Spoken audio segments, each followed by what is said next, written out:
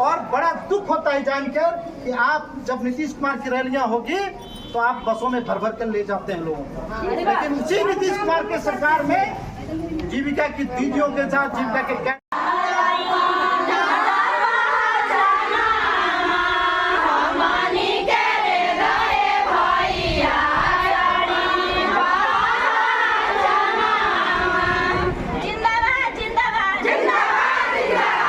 इस चैनल पे पहली बार है तो चैनल को सब्सक्राइब भी कर लीजिएगा, वीडियो को लाइक शेयर भी कर दीजिएगा। तो इस वीडियो में बने रहिएगा लास्ट।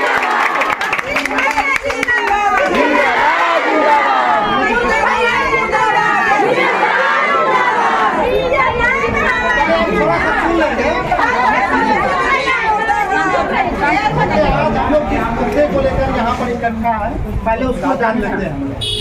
आप सबको पता है कि जीविका बिहार के ग्रामीण गरीब महिलाओं के सशक्तिकरण के लिए, उसके आर्थिक विकास के लिए, उसके चहुमुखी विकास के लिए आया था। लेकिन जीविका का आज उम्र बिहार में 16 वर्ष हो गया। 2006 साल से शुरुआत, बोलिए हाँ। इन 16 वर्षों में जीविका की उपलब्धि यही है कि बिहार के ग्रामीण गरीब महिलाओं को 41,000 करोड़ रुपए का कर्जदार बना दिया गया। जो पैसा जीविका को मिलता है, महिलाओं को मिलता है, वो पैसा कोई सरकार नहीं देती है, वो पैसा बैंकों का है। बैंक वो भी कर्ज के रूप में देती है, बैंक उसका ब्याज देती है। ये तो जीविका की दीदियों की स्थिति है। और उसके लिए जो काम करने वाले बहनें हैं, जीविका कैडर हैं, जो भाई हैं, उनकी स्थिति यही है कि वो आज 16 वर्षों में भी वही 2,000-4,000 पे काम करने के लिए मजबूर है। क्या है क्या सच्चाई? तो ये जो मतलब हो रहा है, सरकार एक तरफ कहती है बड़ी जीविका महत्वाकांक्षी परियोजना है, गरीबी उन्मूलन की परियोजना है, लेकिन इन 16 वर्षों में कितना गरीबी उन्मूलन हो पाया आप सब अपनी आंखों से देख रहे हैं। जहाँ तक बात रही कैडरों की, जिसके आप सब सदस्य हैं, मैं उसकी बात बता रहा हूँ जो बहुत गहराई से सोचिए। जीविका के आए हुए 16 वर्षों से जीविका कैडर काम कर रहे हैं, सफाई बहन काम कर रहे हैं। आप एक व्यक्ति की औसत आयु 60 वर्ष होती है, 60 वर्ष में आप 15-16 वर्ष दिए, यानी अपनी पूरी जिंदगी का 25% जीविका को दिए हैं, और वो भी अपनी जवानी का कीमती समय दिए। बदले में मिला क्या, इस पर चिंतन कीजिए। अब जो 2 सितंबर को पत्र आया है, जिसका हम लोग मुखालफत कर रहे हैं, जिसका विरोध कर रहे हैं, जिसका प्रतिकार कर रहे हैं, वो साफ जो चिट्ठी है, भैया आपको कटोरा लेकर भीख मांगना पड़ेगा। कहने का मतलब कि जिसके लिए काम कर रहे हैं, जिस लाभार्थी का जो खुद बेचारी कर्ज के मकरजाल में फंसी हुई है, व्यवहार मतलब इसको कहते हैं ना कि अलोकतांत्रिक व्यवहार सरकार का जीविका के कैडरों के साथ क्यों।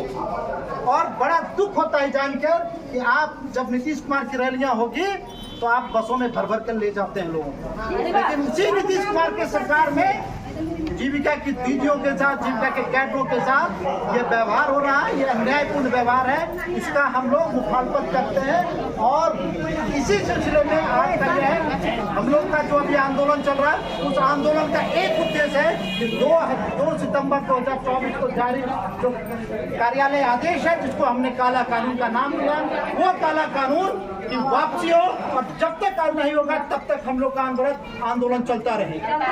और इस आंदोलन को मतलब समर्थन देने के लिए आपके स्थानीय विधायक, पालीगंज विधायक माननीय संदीप सौरभ जी आपके समर्थन में हैं। यहाँ पे मैं चाहूँगा कि माननीय विधायक जी भी आपके बीच में अपनी बात को रखेंगे, आपकी दुख को सुनेंगे। माननीय विधायक बुला रहे हैं कार्यकर्तागण और यहाँ पर मौजूद जीविका की तमाम दीदियों को, जीविका से जुड़े हुए सभी भाइयों को, आप सभी को अपने हक अधिकार के लिए लड़ने के लिए मैं अपनी तरफ से बधाई देता हूं, सभी को प्रणाम करता हूं।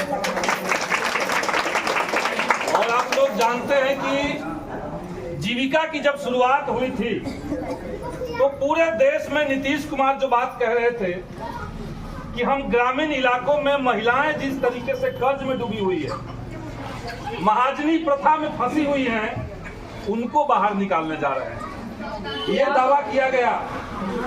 लेकिन आज 16 साल बाद अगर इस दावे का मूल्यांकन कोई करे तो सच्चाई यही है कि एक महाजन से निकाल करके कई महाजनों में आपको फंसा दिया गया।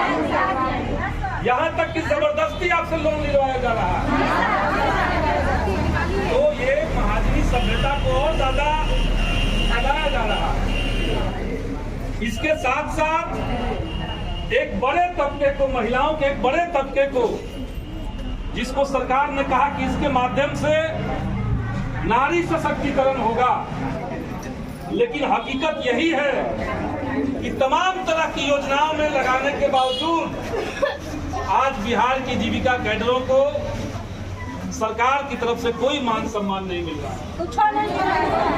यहाँ तक कि आप काम करते हैं, एक सर्कुलर निकाल करके आपको बूथ पर भेज दिया जाता है, लेकिन पहचान पत्र भी नहीं दिया गया है। और तमाम काम करवाने के बावजूद हमने देखा कि कोरोना के समय जब देश भर में लोग अपने अपने घरों में बैठे हुए थे, जीविका दीदियों से कितना काम लिया गया। आज से राशन कार्ड से लेकर के ये जो सफाई चल रहा